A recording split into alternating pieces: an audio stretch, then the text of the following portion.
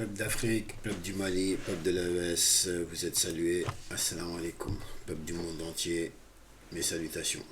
Vous êtes avec votre frère Mohamed Keita Baz, analyste de questions géopolitiques, géostratégiques.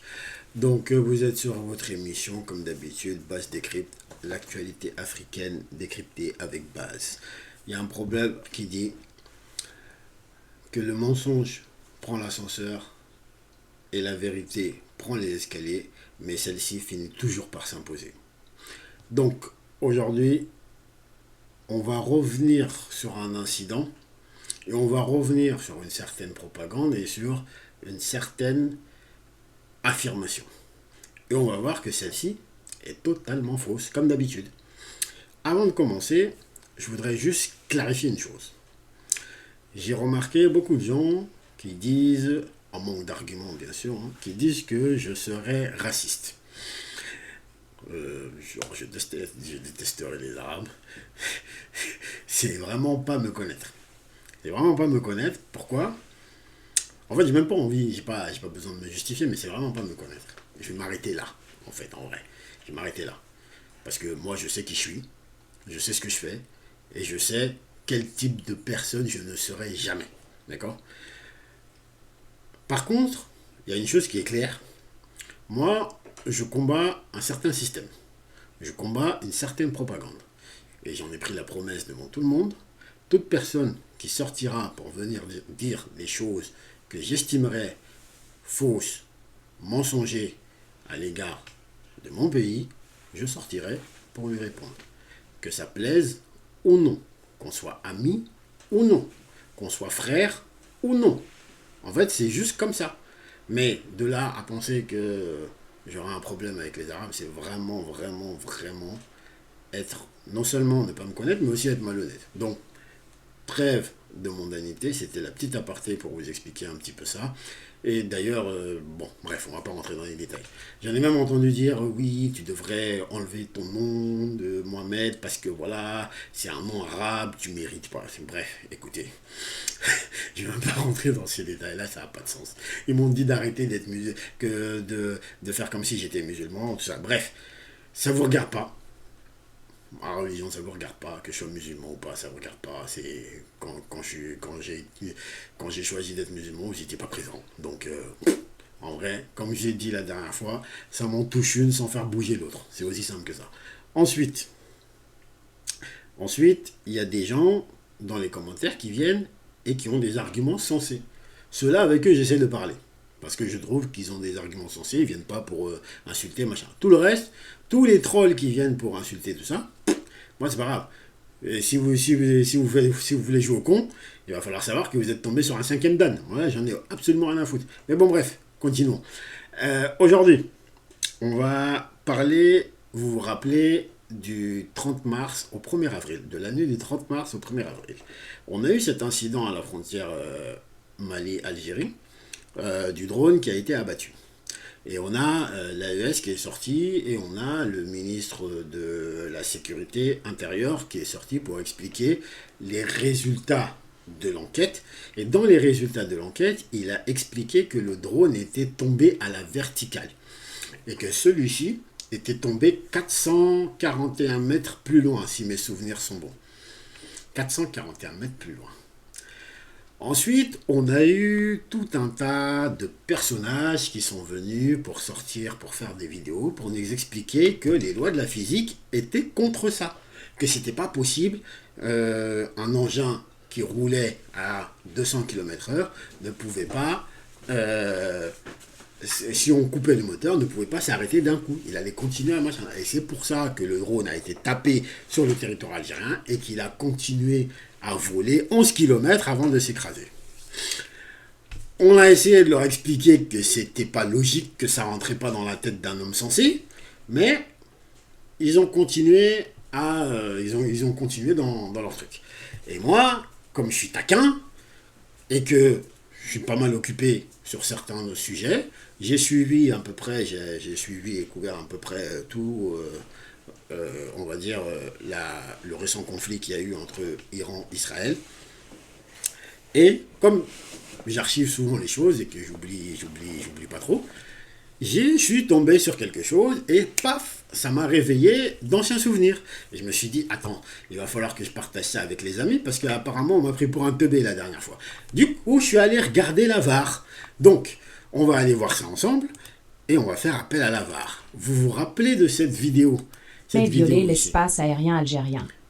Qui nous expliquait. Soyons clairs. Je crois que c'est à la minute 4. Alors, on va la laisser parler un peu. Cette question mérite d'être posée. Comment un drone, abattu en Algérie, a-t-il pu s'écraser au Mali? Cela voudrait-il dire qu'il n'a jamais franchi la frontière? C'est une question qui mérite d'être posée, elle a raison. Enfin, il ou elle, mais je pense que c'est elle, c'est une voix de femme. Elle a raison. C'est une question qui a le mérite d'être posée. Et elle doit être posée. Persuadé. Eh bien, prenons un instant pour décortiquer cette affaire en profondeur. Preuve à l'appui, fait vérifier, et même un brin de physique, nous allons vous montrer pourquoi la réalité est bien plus complexe. Donc, preuve à l'appui, fait vérifier, et un brin de physique. Et ils vont nous montrer pourquoi, que c'est beaucoup plus complexe que ce qu'on y pense. Donc on va aller dans le vif du sujet. Si je ne me trompe pas, c'est à la minute 4 et quelques secondes. Elle va expliquer dans le détail. Voici une preuve irréfutable. Une preuve irréfutable. Parmi les débris retrouvés au Mali, on identifie... La personne dans la vidéo a bien dit parmi les débris retrouvés au Mali. On est d'accord? Puis un composant du système BS-500, utilisé uniquement pour fixer des bombes sur les drones Bayraktar, ainsi que des bombes elles-mêmes. Ce drone n'était donc ni un appareil de reconnaissance, ni un modèle d'entraînement. C'était un drone de guerre. On n'est pas là pour faire l'entraînement, mais bon bref, je vais la laisser parler. Et opérationnel. Impossible maintenant de ne pas poser cette question cruciale. Mais pourquoi s'est-il écrasé au Mali? S'il a été abattu en Algérie, pourquoi les débris sont-ils tombés au Mali? La réponse est simple. Un drone en vol ne s'arrête pas net lorsqu'il est touché. Il continue sur sa trajectoire avant de s'écraser. Et ce phénomène est bien connu dans le domaine de l'aviation et de la défense. Un drone lancé à pleine vitesse ne tombe pas comme une pierre. Prenons un exemple simple. Si vous coupez brusquement le moteur d'une voiture sur l'autoroute à 130 km/h, est-ce qu'elle s'arrête immédiatement sur place? Non. Elle continue sur plusieurs centaines de mètres avant de s'immobiliser. Un drone en vol, c'est pareil. Le Bayraktar Akinci vole à une vitesse de croisière de 200 à 250 km/h. Quand il est abattu, il ne tombe pas immédiatement à la verticale. Il continue sa trajectoire sur plusieurs kilomètres avant de s'écraser. Dans notre cas, le drone a été touché au-dessus du territoire algérien, mais il volait vers le sud-ouest et donc, sous l'effet de son inertie, il s'est écrasé au Mali. La gravité plus l'effet de glisse égale un crash plus loin. Donc, pour cette personne, la gravité plus l'effet de glisse, l'effet de l'inertie, le drone est parti faire 11 km. 2 km en Algérie et 9,5 km au Mali. N'est-ce pas? Donc maintenant, elle nous dit que c'est normal, parce que le drone il roule à 200 km/h, c'est sa vitesse de croisière, et que du coup, quand il se prend une rafale, du coup, il continue avec la force de l'inertie.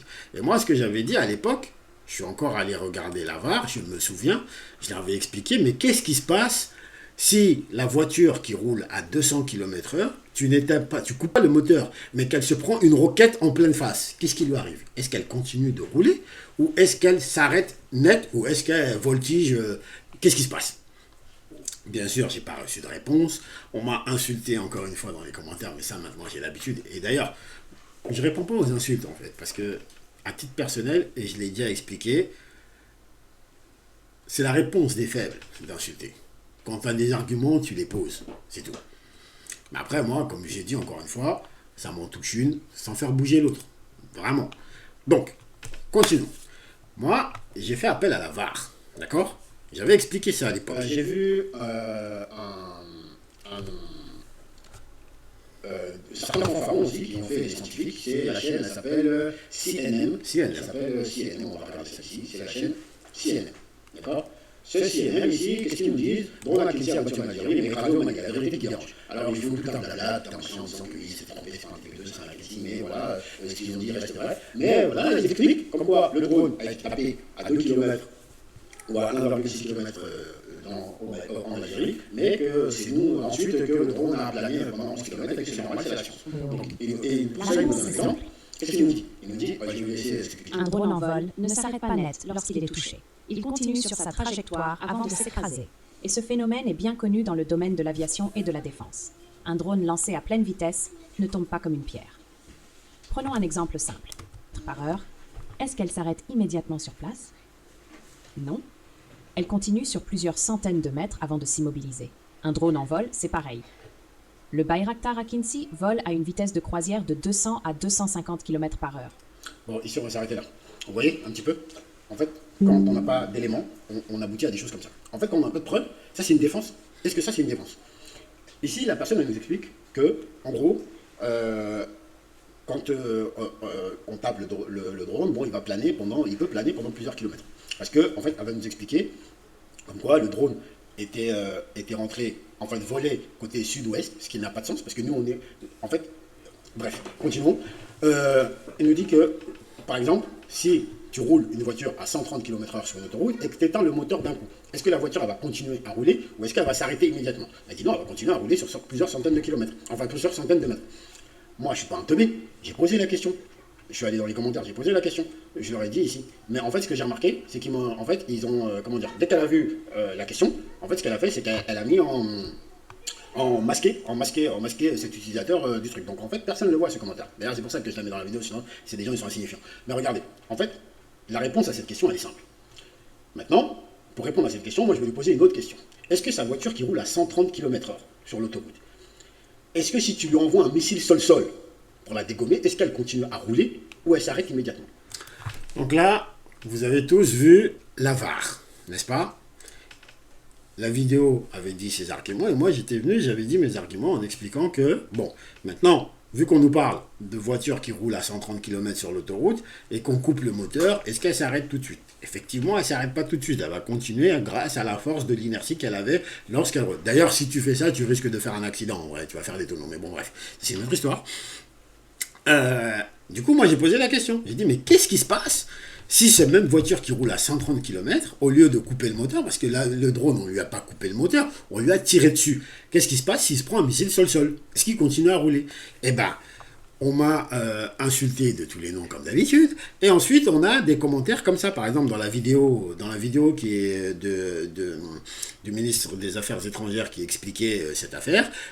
On voit ici, par exemple, un autre énergumène qui est venu raconter sa vie. Donc, qui pense que c'est un scientifique, mais qui ne connaît rien du tout.